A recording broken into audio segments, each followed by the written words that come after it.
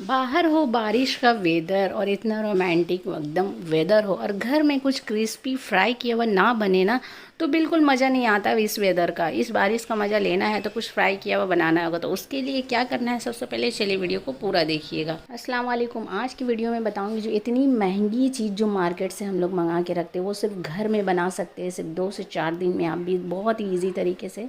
तो चलिए आज बनाएंगे। देखिए, सूखे ये लहसुन को जो हमें 5 से 6 दिन के लिए सुखा लेना है धूप में। धूप अगर कड़ी है तो 2 दिन में ये सूख के इस तरह का टेक्सचर हो जाता है।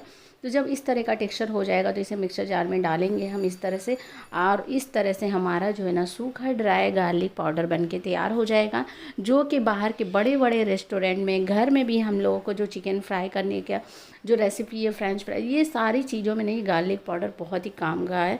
और ये बहुत महंगा मिलता है। ऑनलाइन भी ट्राई किया हमने, मार्केट में भी देखा बहुत महंगा होता है।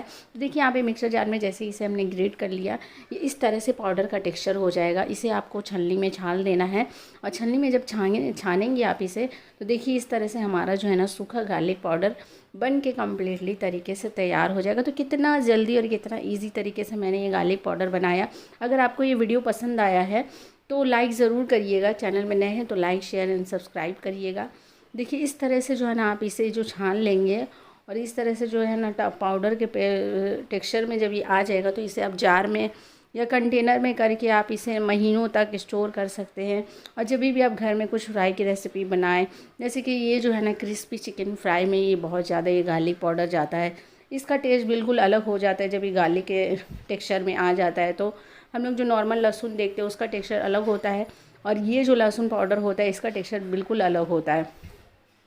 तो इस तरह से जो हम ना 3 से 4 दिन में इस तरह से गार्लिक पाउडर बना के घर में तैयार कर सकते हैं। देखिए इसे हम जो है ना जार में स्टोर कर दे रहे हैं, और इसे महीनों तक हम ये कर सकते हैं। मैंने थोड़ा सा जो है ना फर्स्ट टाइम इसे ट्राई किया, और यकीन माने मेरा जो है ना मार्केट जैसा बिल्कुल गार्लिक पाउडर बन के घर में तैयार हो गया। तो आप भी इस तरह की वीडियोस अगर चाहते हैं तो मुझे सब्सक्राइब ज़रूर करिए, मेरे चैनल को लाइक करिए।